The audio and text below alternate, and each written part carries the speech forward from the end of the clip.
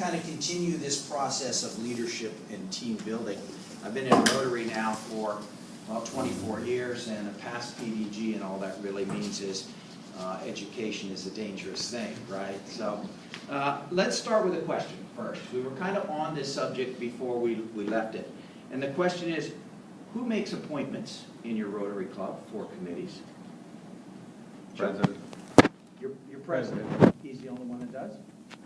Pretty much, but Okay. I mean, he knows what's And going again, on. how big was your club? About 32, maybe Okay. about 20. I know Bill's got a big club. Who We have different directors Oh, for each avenue of service. Depending on the president may have some specific people he wants to put in certain slots, but subsequent to that, the director would choose a team. so because of the big size club, maybe it's not as conducive for the president to try to make all of those appointments. Okay, does the director usually work with the president? Yes. Okay.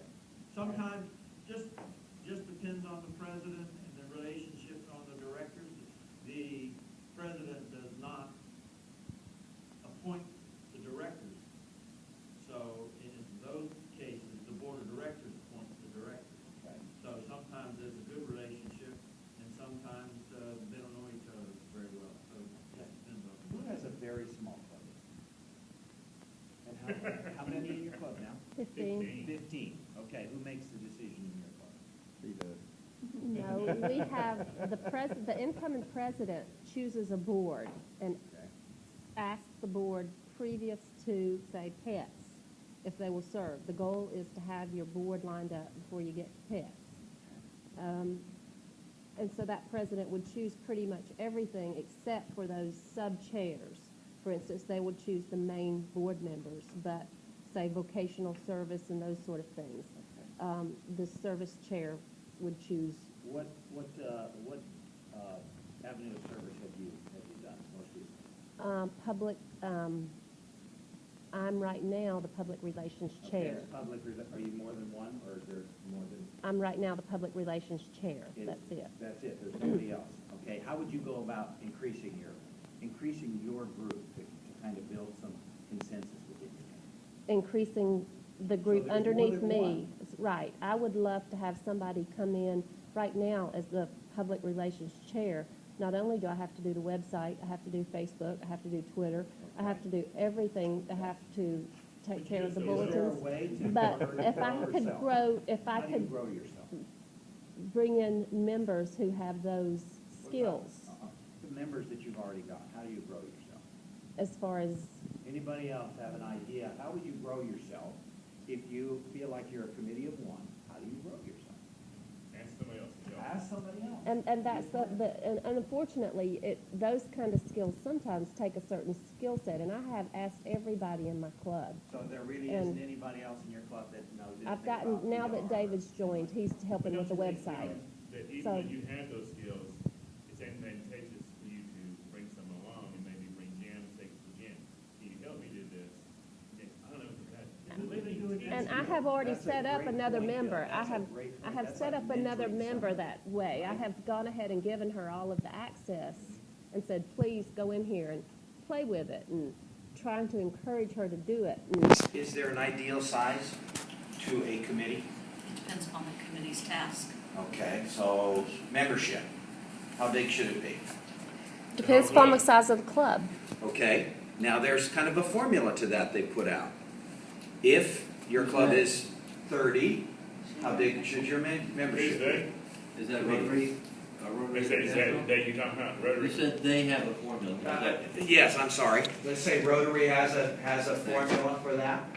Okay, and it's a specific kind of percentage. Does anybody have any idea what that I'll is? tell you how many people we have on our membership committee. We have 15 members, and we have 5 people on our membership committee. But only one on your PR. I know. Sad, isn't it, sometimes? So, Peter, do you have an idea if there's 30 people in the club, how many should be on the membership committee? I'm gonna say 10%. 10%, I think is what they say, about 10%, so at least 3.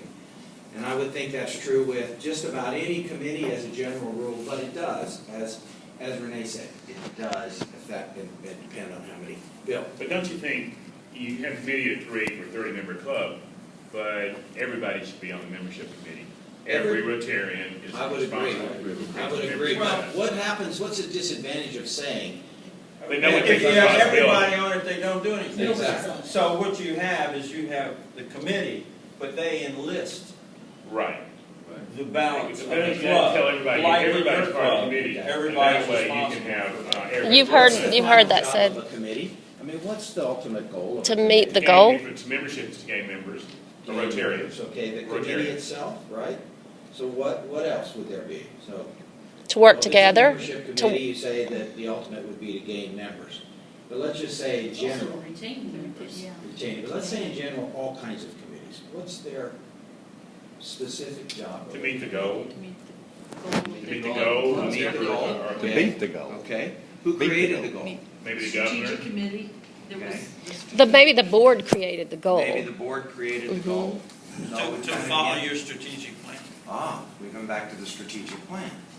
Okay, so whatever the strategic plan says, that's kind of the goals. You revisit it every year. That's Okay, right off a little bit. okay. We have to dust ours off. What's that, Peter? We have to dust ours off. We have a strategic plan, but we haven't been very good in implementing or following it. Sometimes you need a shovel to get all the dust. You off. mentioned something earlier and that was, Chuck, you said, if we were gonna have a committee person for everything we were, quote, supposed to do, we wouldn't have but just one on a committee. Do you think it's important, when we start talking about accomplishing things within a Rotary Club, that you do every single thing that the district wants you to try to do? You do as much as you're able to do with Okay. the resources that you Okay. have, the time, the talent, and the like. It's never good to have the DG come down and be disappointed in you, but, Okay. there are times when you just can't achieve But all don't you those think goals. sometimes you have these district governors come around, it's like, I want this done, I want this done. It's like, you know what?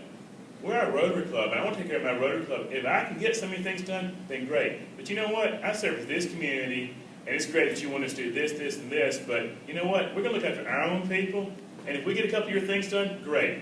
And, you know, we're not going to be the best club in the world, but for this community, But if the we D- were missed tomorrow. But the we'd be good. DG always has wonderful goals, you know This is that. true. But there's a difference, especially if the DG is coming down from his 250-person club and trying to tell you with 10 or 25, 30 members, you just wonder what he's been smoking lately, because there's a huge difference there. Thank you very much, you've all been wonderful. You hate to believe that, don't you? That's what I'm talking about when you get that conversation going.